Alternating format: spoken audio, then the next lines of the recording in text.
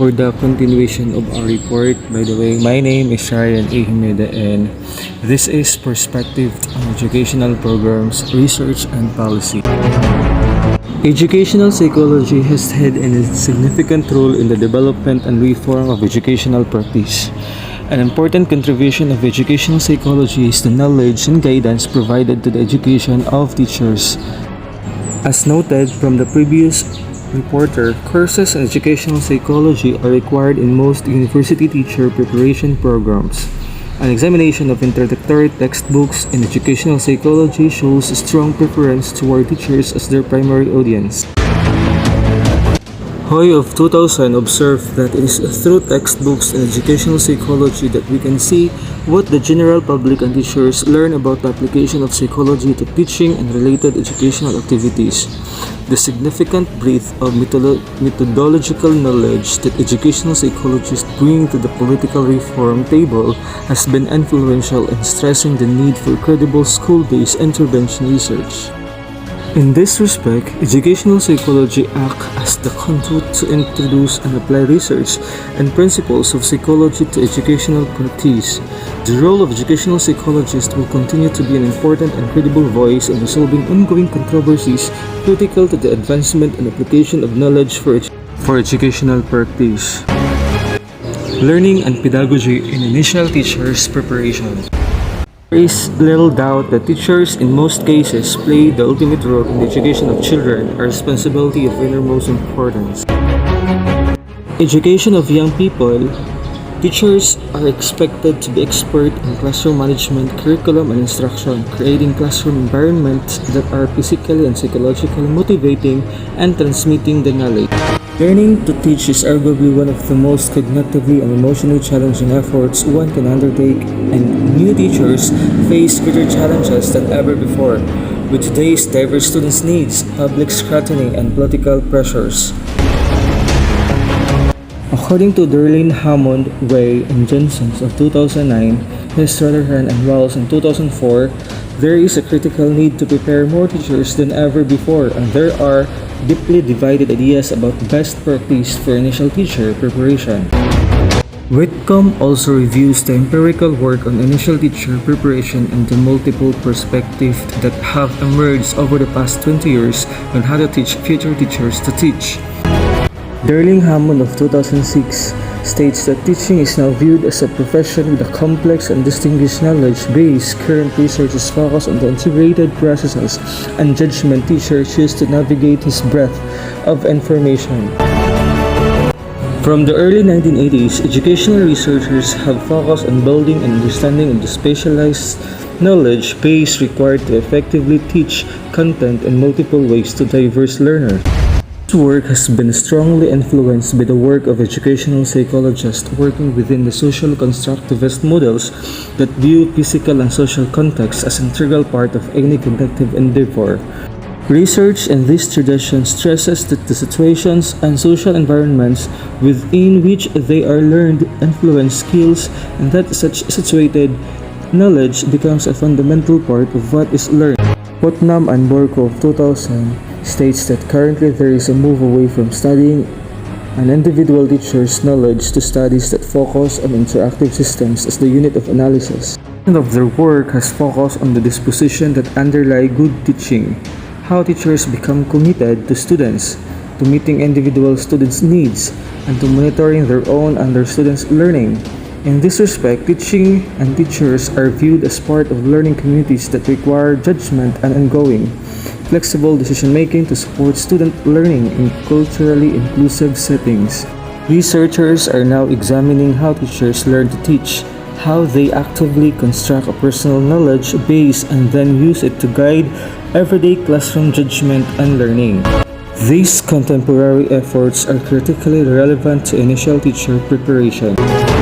Whitcomb describes the need for attention to critical research that demonstrates the effectiveness of teacher education programs, noting that the commonalities between these and the general calls for greater rigor educational programs. She describes this debate as illustrated in reports by the National Research Council, Shade Silson and Town 2002, Town and Wise and Wenders in 2004.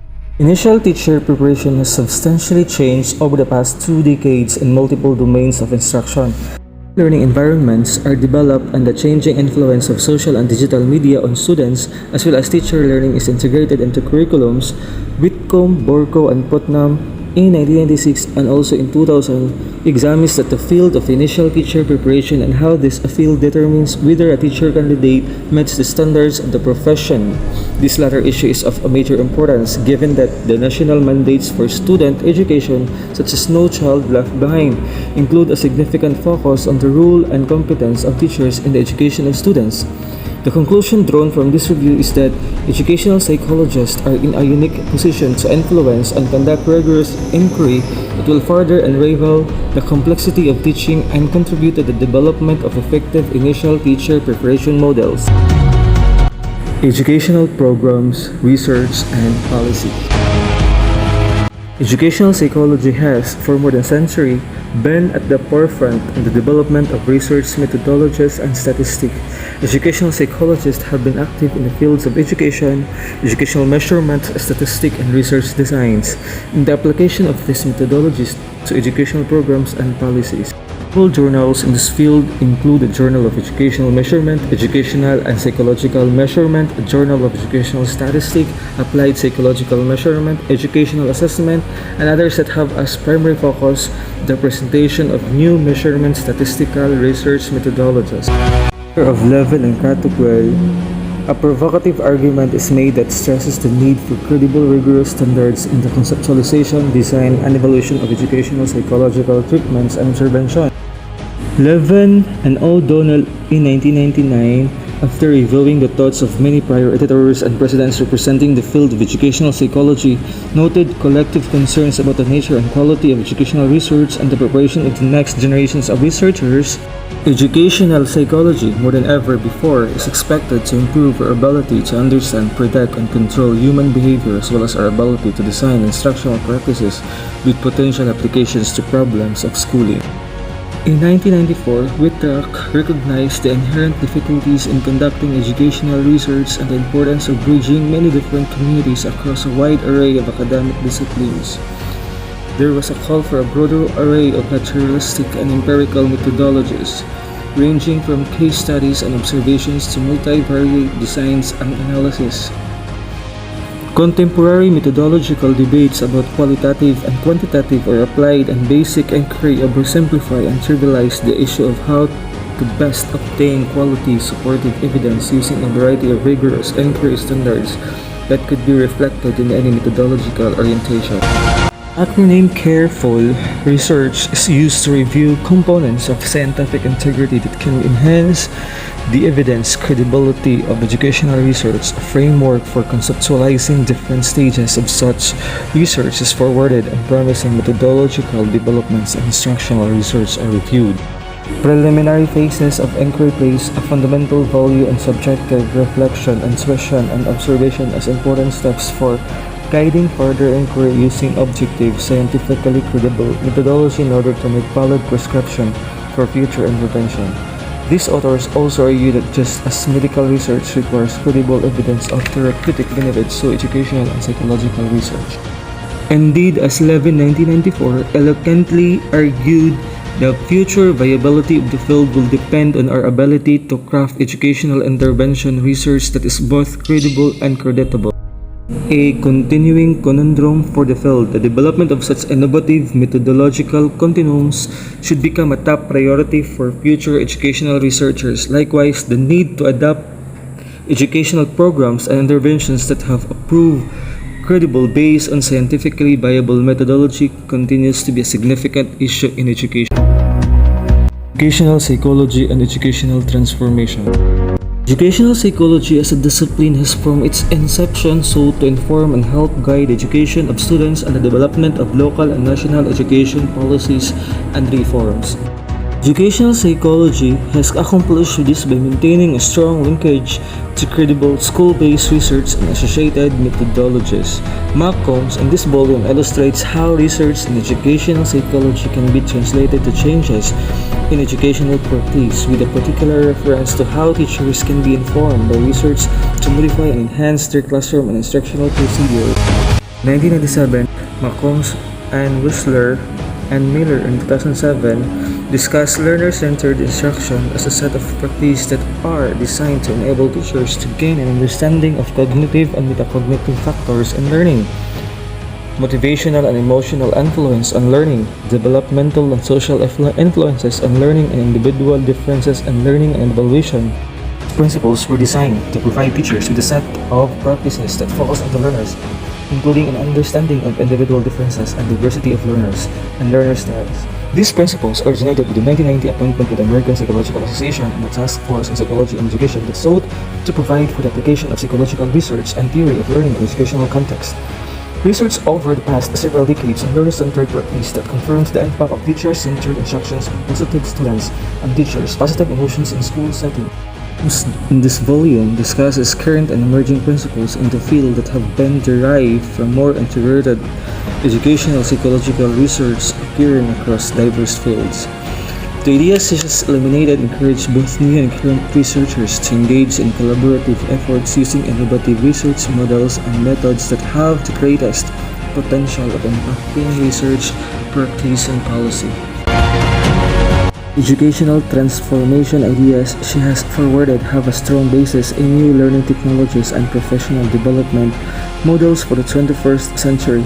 Similar to research discussed by other contributors, McCombs notes that research continues to reveal the social nature of learning along with socio-cultural and other contextual factors. As example, she cites Lee and Schott of 2010 who reviewed personal and socio-contextual factors affecting the performance of K-12 children and concluded that personal factors, behavior, affect, attitude, and cognition as well as their socio-contextual environment as predators work together to create optimal school performance, particularly in the areas of reading and mathematics. Chapter clearly delineates the interaction between educational research and policy and encourages both new and current researchers to engage in collaborative efforts using innovative research models and methods that have the greatest potential of impacting educational research, practice, and policy.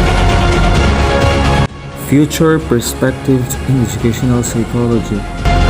Contributors were asked to provide insight as to what future trends and directions were anticipated for the respective field of inquiry.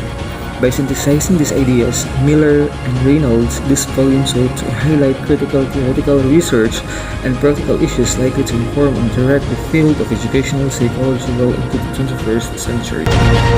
7 thematic areas were identified that are likely to continue to impact theory and application and to influence and inform educational researchers, practitioners, and policymakers well into the future. The issue within these areas uniformly surface across a majority of chapters and are considered due to their potential of advancing our understanding of individual learners and learning contexts, interpersonal, relational, and instructional processes, curriculum development, and teacher preparation. Implications are presented for translating theory into educational practice supported by exemplars posed by authors in this volume. A strong conclusion is drawn that the work of educational psychologists is likely to play an even greater future role in guiding 21st century educational policy and reform to improve schooling outcomes for all children. That would be all. Thank you for watching.